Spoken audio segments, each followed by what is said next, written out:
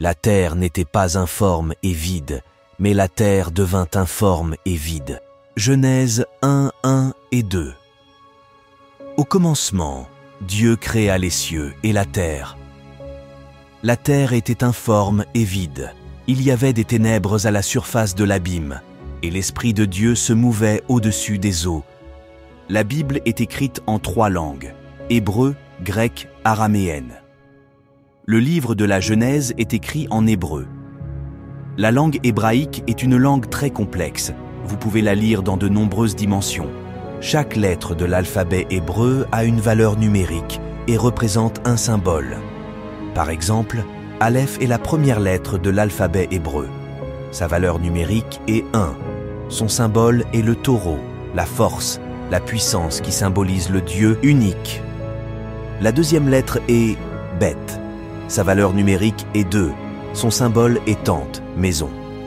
Lorsque vous réunissez Aleph et Bet, cela donne Abba, ce qui signifie la force de la maison, Père, Dieu, celui qui détient l'univers, celui qui détient tout.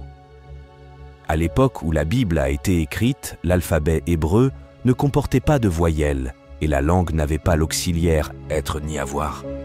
C'est ce qui s'est passé quand vous dites « je suis », ça parcourait les 3 temps qui sont « j'étais »,« je suis »,« je serai ». Ils sont traduits par éternel. Il va y avoir des voyelles dans l'alphabet hébreu plusieurs siècles après Jésus-Christ par les massorètes qui sont des savants juifs utilisant la technique des points et des barres qui différencie la langue hébraïque dans laquelle la Bible a été écrite. Les voyelles ont été ajoutées parce que les savants ont estimé que de jour en jour, les personnes qui parlent hébreu seront minimes et il n'y avait pas de voyelles. C'est difficile à lire, c'est pourquoi ils ont ajouté des voyelles pour traduire le texte avant que les personnes qui parlaient l'hébreu ancien ne disparaissent. Pour préserver de nombreux héritages et permettre à la langue hébraïque de continuer à être parlée avec facilité et aux gens de l'apprendre et de la comprendre plus facilement, ce qui fait que la langue hébraïque biblique nécessite de nombreuses recherches pour trouver les véritables pensées ou le sens du premier écrivain parlant. Parce que les traductions ne parviennent souvent pas à faire sortir les pensées ou les mots que les premiers écrivains décrivent dans leurs textes. C'est-à-dire que lorsque la Bible dit que la terre était vide et vide, ce n'est pas littéralement le cas, parce que tout ce qui a été créé par Dieu a une forme et une intégralité. Toutes les œuvres de Dieu sont parfaites. Deutéronome 32, 4. Il est le rocher, ses œuvres sont parfaites. Mais le mot que la Bible dit en hébreu n'est pas « était », mais « devint », parce qu'il n'y avait pas d'auxiliaire, être ni avoir. Le même mot que vous pouvez utiliser pour « était » peut être traduit par « devint », selon l'endroit où il est placé dans un texte. Le vrai sens littéral du texte est « la terre devint informe et vide » en hébreu, qui est « tohu bohu », ce qui signifie « désert », « chaos » ou « confusion ». Ésaïe 45, 18. Car ainsi parle l'Éternel, le Créateur des cieux, le seul Dieu, qui a formé la terre, qui l'a faite et qui l'a affermie, qui l'a créée pour qu'elle ne fût pas déserte, qui l'a formée pour qu'elle fût habitée.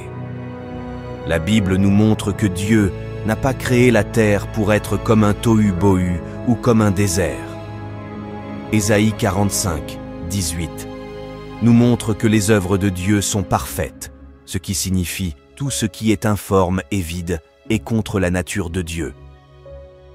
Alors, pour comprendre cela, déjà il faut savoir que la Bible est écrite aussi de manière télescopique, malgré la langue hébraïque a ses propres expressions et est très riche. Un télescope permet d'agrandir une image, un objet avec une clarté pendant qu'il y a bien d'autres objets, mais il ne les montre pas, car l'objectif est l'objet zoomé. Par exemple, un verre d'eau sur une table. La vue du télescope peut ne pas vous permettre de voir toute la table, elle peut simplement vous montrer le verre d'eau, mais cela ne veut pas dire que la table n'est pas là, mais ce n'est pas le but. Ça ne te permet tout simplement pas de le voir. La Bible dit que Jésus entra dans la maison de la belle-mère de Pierre, ce qui nous montre que Pierre avait une femme. Ils menaient une vie dans le monde avant Jésus, ils ont accompli de nombreuses actions mondaines avant de trouver Christ. Mais la Bible ne parle pas d'eux, car le zoom fait sur leur vie n'est pas pour parler de leur vie, mais pour montrer Jésus-Christ, qui a laissé un message de salut pour moi et pour vous. Romains 15, 4. Or, tout ce qui a été écrit d'avance l'a été pour notre instruction, afin que, par la patience et par la consolation des Écritures, nous ayons l'espérance. Une vue télescopique de la Bible dans le livre de Jean 21-25. Jésus a fait encore beaucoup d'autres choses.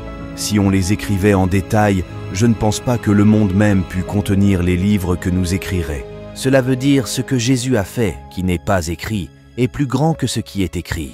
Une façon de dire que la Bible ne dit pas tout, mais que tout ce qui est vrai doit trouver son fondement dans la parole, et tout ce qui a de la lumière doit être éclairé par la parole. C'est pour vous dire que le livre de la Genèse est un fragment de la création, ou une fenêtre pour nous montrer l'origine de tout, mais tout n'est pas détaillé car même un pays ne pourrait pas conserver ce livre.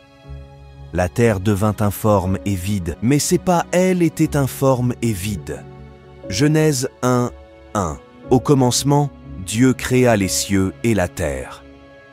Entre les cieux et la terre, de nombreux événements se sont produits dans le même verset. La Bible nous montre que Dieu a créé les cieux avant la terre, ce qui fait que tout commence par le spirituel et que tout est spirituel. La raison en est que le monde matériel est une copie du monde spirituel. Job 38, 4 à 7. Où étais-tu quand je fondais la terre? Dis-le si tu as de l'intelligence. Qui en a fixé les dimensions? Le sais-tu? Ou qui a étendu sur elle le cordeau? Sur quoi ses bases sont-elles appuyées? Ou qui en a posé la pierre angulaire? Alors que les étoiles du matin éclataient en chants d'allégresse et que tous les fils de Dieu poussaient des cris de joie. La Bible nous montre que les esprits applaudissaient lorsque Dieu posait les fondations de la terre, car la création est la maison dans laquelle vivent les créatures. La raison pour laquelle ils ne peuvent pas sortir de l'intérieur pour aller là où se trouve Dieu avant qu'il ait créé toutes les choses qui est aux lames. Le ciel, pour les esprits, et la terre, pour l'homme qui est un esprit incarné. Le passage nous montre qu'après que Dieu a créé les cieux, qui sont les dimensions des esprits, ils assistaient à la fondation du monde matériel, qui est la conséquence du monde spirituel. C'est une manière de vous montrer tout ce qui s'est passé dans Genèse 1:1, car la Bible est écrite de manière télescopique. Qu'est-ce qui a causé le tohu-bohu, qui se traduit par informe et vide, ou le désert, parce que la terre a été créée, formée et remplie? Donc elle était parfaite. La réponse est après que Dieu a créé les esprits. Il en a choisi un et lui a donné un poste élevé qui est Lucifer, ce qui voulait dire porteur de lumière. Et cet ange s'est laissé envahir par son orgueil et s'est rebellé contre son maître. Ézéchiel 28, 14 et 15. Tu étais un chérubin protecteur, aux ailes déployées. Je t'avais placé et tu étais sur la sainte montagne de Dieu. Tu marchais au milieu des pierres étincelantes. Tu as été intègre dans tes voies, depuis le jour où tu fus créé, jusqu'à celui où l'iniquité a été trouvée chez toi. Luc 10, 18. Jésus leur dit, « Je voyais Satan tomber du ciel comme un éclair. » Nous avons un autre passage dans la Bible qui résume cela pour nous, parce que la Bible s'explique elle-même, Apocalypse 12, 7 à 9. Et il y eut une guerre dans le ciel. Michel et ses anges combattirent contre le dragon. Et le dragon et ses anges combattirent, mais ils ne furent pas les plus forts, et leur place ne fut plus dans le ciel. Et il fut précipité, le grand dragon, le serpent ancien, appelé le diable et Satan, celui qui séduit toute la terre. Il fut précipité sur la terre, et ses anges furent précipités avec lui. Et c'était à ce moment-là que l'humanité a connu le premier tremblement de terre, qui a créé un chaos, qui est tohu-bohu, qui fait que la terre devint informe et vide. Après le chaos qui est ce tohu-bohu, Dieu a décidé de tout réparer. Genèse 1, 3, Dieu dit « Que la lumière soit », et la lumière et fut. Il n'y avait pas d'auxiliaire être ni avoir, qui fait que certaines versions se traduisent par Dieu dit que la lumière soit, et la lumière fut. Beaucoup de gens confondent souvent les lumières du verset 3 avec les luminaires du verset 14. Genèse 1, 14 à 16. Dieu dit qu'il y ait des luminaires dans l'étendue du ciel pour séparer le jour d'avec la nuit, que ce soit des signes pour marquer les époques, les jours et les années, et qu'ils servent de luminaires dans l'étendue du ciel. Et cela fut ainsi. Dieu fit les deux grands luminaires, le plus grand luminaire pour présider au jour, et le plus petit luminaire pour présider à la nuit. Il fit aussi les étoiles. Au verset 3, Dieu dit que la lumière soit, et la lumière fut. En hébreu, il est traduit par Dieu, dit que c'est pour que la lumière soit là, et la lumière apparaît. Dans le texte original, car cette lumière symbolise la présence de Dieu qui n'a pas été créée ni commencé à exister. Dans Ésaïe 45, 7, Dieu dit « Je forme la lumière et je crée les ténèbres ». Dieu ne dit pas qu'il a créé la lumière, mais il l'a formée, parce que la lumière n'a pas été créée comme Dieu. Cette lumière est la présence de Dieu qui témoigne que Dieu dit qu'elle forme la lumière, mais qu'il crée les ténèbres. Dieu a créé les ténèbres pour prouver l'importance de la lumière. L'obscurité est le lieu stratégique pour que la beauté de la lumière apparaisse clairement. La lumière au verset 3 est la présence de Dieu après le tohu bohu. Par amour, il accepte d'apparaître pour apporter à nouveau sa présence au monde physique, pour remettre tout à leur place. Jean 19 et 10. Cette lumière était la véritable lumière, qui, en venant dans le monde, éclaire tout homme. Elle était dans le monde, et le monde a été fait par elle, et le monde ne l'a point connue. C'est cette même lumière que l'on retrouve dans Genèse 1, 3, qui fait référence à la présence de Dieu dans le monde.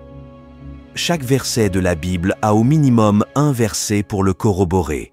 Dans le livre de Jérémie, la Bible nous donne un fragment du tohu bohu par un message de Dieu aux Israélites qui se comportaient mal, mais avec les événements qui se sont produits.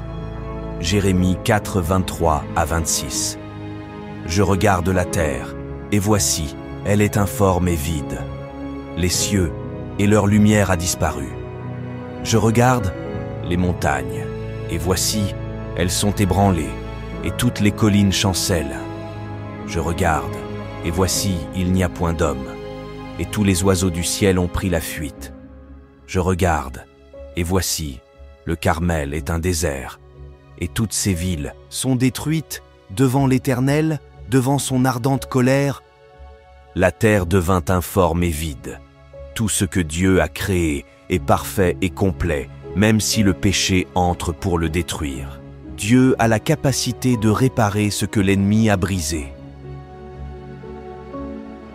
Je ne sais pas à quel point que votre vie est brisée, ni dans le chaos, ni à quel niveau que vous êtes désert.